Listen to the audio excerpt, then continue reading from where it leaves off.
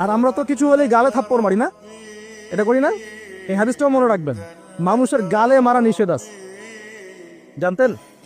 আর মানুষের চেহারার মধ্যে মারা নিষেধ আছে। এই গালে চর মারা, গালে নাকে ঘুষি মারা, এই জিনিসগুলো নিষেধ আছে।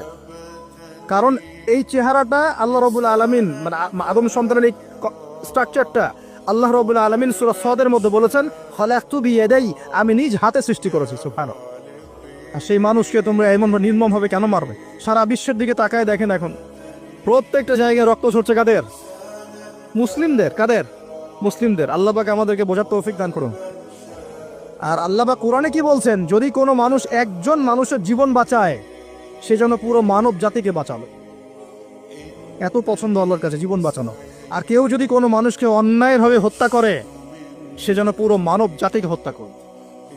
আল্লাহ আমাদেরকে হেফাজত করুন। এখন খুন খুব সহজ হয়ে গেছে, মারামারি খুব সহজ হয়ে গেছে।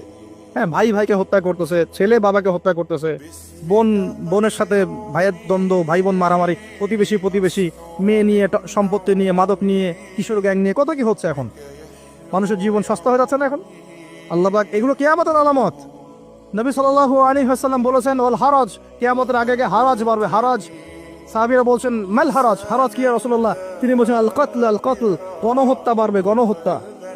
কিয়ামতের আগে আগে খালি গণহত্যা বাড়বে। দেখছেন না এখন? সারা বিশ্বের দিকে তাকায় দেখেন। যাই হোক, এই আদ এবং সামুদ জাতিকে আল্লাহ পাক ধ্বংস করলেন। এখন সামুদ জাতিকে ধ্বংস করলেন কেন? অহংকারের কারণে, কুফর শিরকের কারণে এবং মানুষকে পিটানোর কারণে। আল্লাহ বলছেন ওদেরকে ধ্বংস করেছি কি দিয়ে? সয়হাতান ওয়াহিদা। এটা ভালো করে মনে রাখবেন, সয়হাতান ওয়াহিদা মানে একটা শব্দ দিয়ে, প্রচন্ড ত্রুম একটা শব্দ, খালি এই এক শব্দে সবার কানের পর্দা ফেড়ে বুড়ে জান বের হয়ে গেছে। আল্লাহু আকবার। এক শব্দে মানে ওদেরকে আলটিমেটাম দেওয়া হয়েছিল, তোমরা কি ফিরে আসবে? ওরা বলছে যে কি শাস্তি আসো নিয়ে আসো। তখন আল্লাহ পাক বলছেন 3 দিন সময় দিচ্ছি, 3 দিন যা করার করে নাও।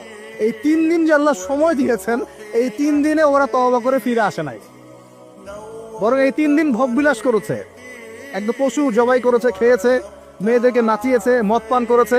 3 দিন ভোগবিলাস ফুর্তি করেছে। মানে 2 হাতে চাপাও হাত পেতে নাও, এরকম চিন্তা। যা আছে এখন লুটে খাও, পরেরটা পরে দেখা যাবে। এই চেতনা আমাদের মধ্যে আছে না অনেকের মধ্যেই? যা আছে এখন ভোগ করে নাও, কালকে যা হবে দেখা যাবে। হ্যাঁ, কালকে যা হবে দেখা যাবে, এখন যা আছে নাও, ভোগ করো। এই চিন্তা ছিল ওই 3 দিন সামুদ জাতির। ওরা ভোগ বিলাসে লিপ্ত হলো। হঠাৎ সকালবেলা ত্রুম শব্দ, পুরো বিশ্ব, ওদের পুরো রাষ্ট্রটা কেঁপে উঠলো এবং সবগুলো মারা গেল। একটা শব্দে সব মারা গেল। সূরা কমার পরে দেখেন, সয়হাতান ওয়াহিদা, একটা মাত্র শব্দ দিয়ে আল্লাহ ধ্বংস করেছে। তার মানে আল্লাহ ধ্বংস করলেন পানি দিয়ে,